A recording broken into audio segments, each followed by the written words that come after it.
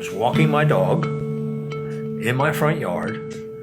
2 days after my daughter got married, I heard this car, and the engine was racing, and I looked around again, and I saw this car coming at me up over the curb and headed towards me. It doesn't work like it does in the movies where you can get out of the way that quickly.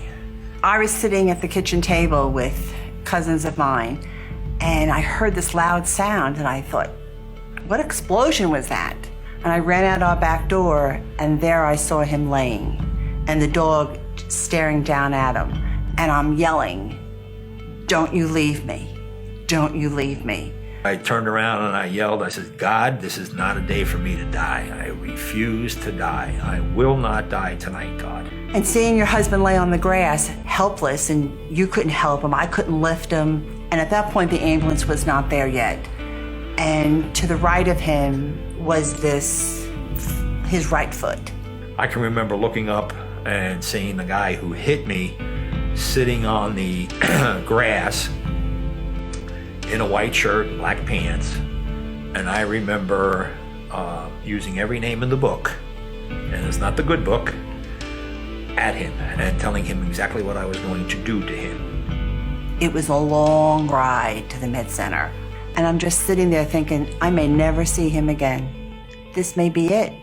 And I said, Lord, please, not now. Next thing I remember, I woke up in the bed. I don't remember anything. I don't know what they did to me. I was told that, I had almost bled out because my vein in my artery in my left leg was severed.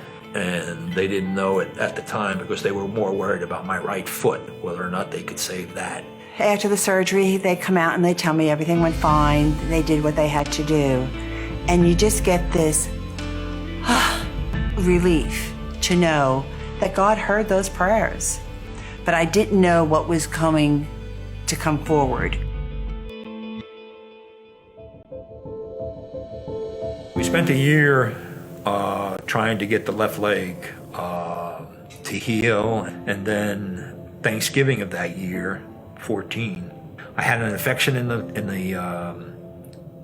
shin. It wasn't going to heal no matter how much they cleaned it out or anything else like that.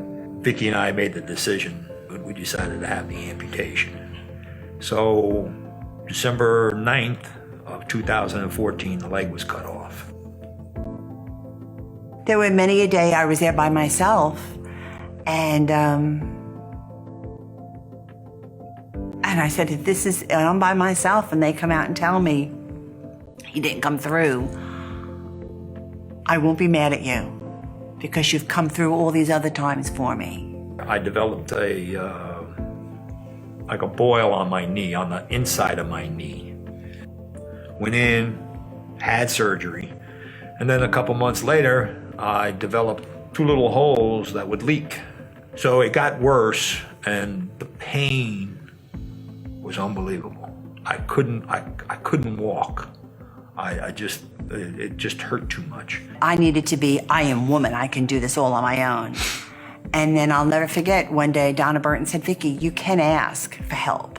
So they went in, they cut 2 inches off the bone, got a new leg. And here we are. From the beginning, I'd be lying if I said I wasn't angry and asking why. But it's brought us closer. Couldn't have done it without her.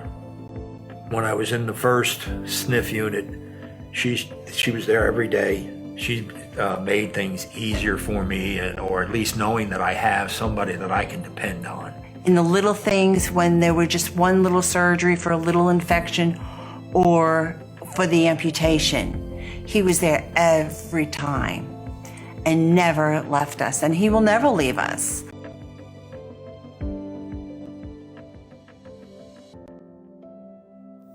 From the day of that accident to today, God wasn't taking surprise of this.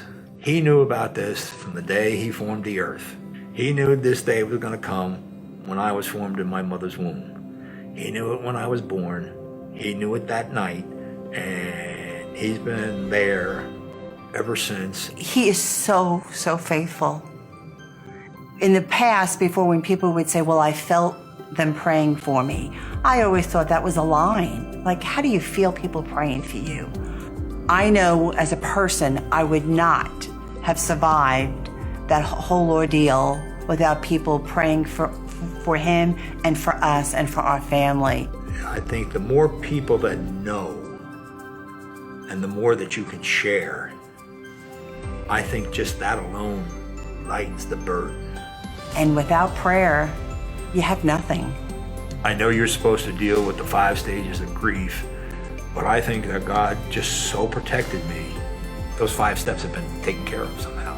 I have no phantom pain what most amputees have. If we've made it through this, we can make it through anything. I don't hold any animosity towards the guy that hit me. I forgive him.